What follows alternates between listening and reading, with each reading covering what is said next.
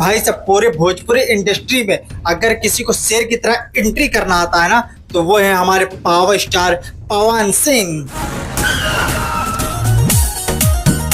लेकिन इस गाने के नाम से मुझे ऐसा लगा कि कहीं ये गाना अरविंद अकेला कल्लू के गाने से इंस्पायर्ड तो नहीं है। उनका एक गाना आया था नाच रे पत्थर की नागिन जैसन, मुझे लगा वो उसी से कुछ दोनों चोरी करके कुछ तरीके से कुछ अलग तरीके का बना करके पेश करने वाले होंगे, कॉपी पेस्ट ही कुछ टाइप का होगा। लेकिन नहीं भाई, मैं बिल्कुल गलत था। वो एकदम ओरिजिनल और एकदम फ्रेश है। बदलल तोर बरताव लगता। अगर ये गाना इतना अच्छा है, इतना बेहतरीन है, तो देखा ये जाएगा कि आखिर इस गाने का श्रेय किसको दिया जाए। इस गाने को गाए हैं पावर स्टार पवन सिंह और गोल्डी यादव। गोल्डी यादव बहुत टाइम के बाद पावर स्टार के साथ गाना गा रहे हैं। कौन सा गाना गाया मुझे याद में भी नहीं, मतलब बहुत लंबा टाइम हो चुका है। और इस गाने को लिखे हैं राहुल यादव और दीपक दिलकश करके, और प्रियांशु सिंह दोनों मिलकर के इसका म्यूजिक क्रिएट किए हैं। लेकिन इसके लास्ट में जब जाते हैं तो दिखता है मैनेजमेंट के तौर पर ऋतिक सिंह का नाम। भाई वो इस समय साथ में थोड़ा ज्यादा देख रहे हैं। ऐसा तो नहीं मैनेजमेंट कहीं ऋतिक सिंह ही करना शुरू कर दिया, मतलब इस तरीके का हो सकता है, कुछ भी है, क्योंकि प्रोजेक्ट मैनेजर हो सकता है, वो हो सकते हैं, बट मुझे नहीं पता, आई डोंट नो दैट। लेकिन दोस्तों बात इतना करेंगे कि इस गाने की जो लिरिक्स है वो इतना बेहतरीन कैसे हो सकती है। बताओ तो पागल है भाई।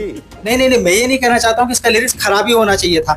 लेकिन आप देख रहे हैं ना कि भोजपुरी में किस तरीके से एकदम सन्नाटा वाला माहौल है। एक तरह होता था कि किसी का उधर का गाना बज रहा है या उसका गाना बज रहा है। अभी पावर स्टार पवन सिंह का इससे पहले जो कंट्रोवर्शियल सॉन्ग आया था, मतलब जिस गाने में कंट्रोवर्सी हुआ था इवेंट वाले के लेकर के, वही गाना ठीक ठाक चला है। और उससे पहले भी गाना अच्छा चला था, यानी पावर स्टार पवन सिंह का ही गाना अच्छा चल रहा है। बाकी किसी का उतना दिख नहीं रहा है जो कि भोजपुरी गाना ठीक ठाक चल रहा हो। लेकिन इतने सन्नाटा में और इस तरीके का रिस्पॉन्स, एक नया चैनल तो नहीं कह सकते, बट इस चैनल से ज्यादा भोजपुरी का गाना नहीं आता है, और ना तो बड़े स्टार का आता है। और इस तरीके से मतलब गाने की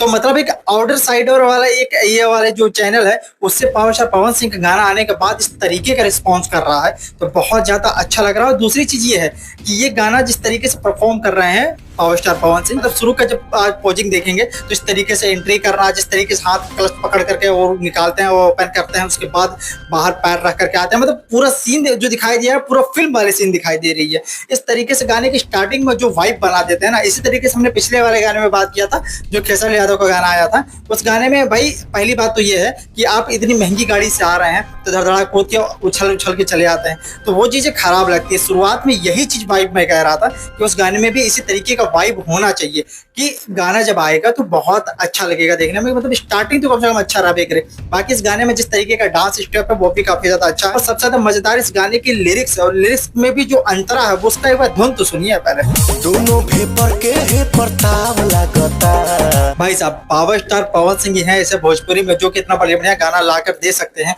सीधा दिले बहुत बड़ा भाव लगता, जो कि अपने फैंस को इतना एंटरटेन कर सकते हैं। अगर ऐसे लोग भी अगर राजनीति के बारे में सोचना शुरू कर देंगे तो सोचिए कितना नाइंसाफी होगी। नहीं, इस समय ये राइज एंड फॉल में गए हुए हैं, वहां पर जिस तरीके का कंटेंट दे रहे हैं, जिस तरीके का परफॉर्म कर रहे हैं, मतलब इधर 2 सीजन से तो मतलब 2 एपिसोड से बहुत अच्छा परफॉर्म कर रहे हैं वो। लेकिन वहां पर देखिए एक अलग और बना कर रखे हैं, वहां की एक अलग PR बनाई हुई है, वहां जिस तरीके से क्लिप्स कट रही है, वहां पर जिस तरीके से कटिंग वायरल हो रही है, वो एक अलग ही इमेज क्रिएट किया पावर स्टार का। कुछ लोग ये बोल रहे थे कि पावर स्टार को वहां पर जाना ठीक नहीं था, मतलब वहां पर जाते हैं जो छोटे मोटे जो यूट्यूबर टाइप के होते हैं वो लोग जाते हैं, बट वहां पर जाने के बाद देखिए कितना प्रॉफिट हुआ इनको। मतलब इतने सारे यूट्यूबर लोग जो बड़े बड़े यूट्यूबर हैं जो कभी भी पावर स्टार पर बात नहीं किए होंगे मेरे ख्याल से, या फिर साल में एक आध गाना ऐसा फिल्म में कुछ आ गए होगा, ऐसा कंट्रोवर्शियल चीज है तो सब बात कर लेते हैं, पर इस तरीके से नहीं वायरल होता है। और सब लोग इस समय पावर स्टार पवन सिंह पर बात कर रहे हैं, और राइज एंड फॉल वाली जो जितने भी क्लिप्स हैं उस एपिसोड पर बात करने वाले पावर स्टार के बारे में जरूर से बात करते हैं।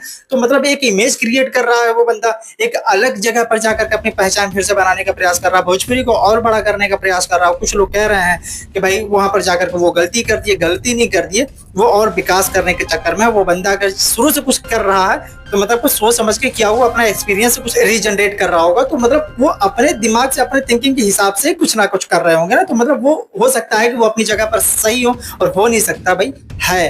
लेकिन उनके नहीं भी आते हुए भी इस तरीके का गाना आ रहा है, ये गाना शूट होकर के ठीक है वो चले गए। लेकिन अब नवरात्रि का जो गाना आएगा, नवरात्र में भोजपुरी गाने में जो भी भक्ति गाना आता है लगभग नवरात्र की बात नहीं कर सकते, जितने भी भक्ति गाना आता है लगभग पुराने गाने जो ज्यादा हिट हो चुके हैं उसी को फिर से रीमेक करके फिर से बनाने का प्रयास किया जाता है। मतलब उतना एफर्ट्स नहीं लगाए जाते हैं और ना तो उतना कोई खास चल पाता है।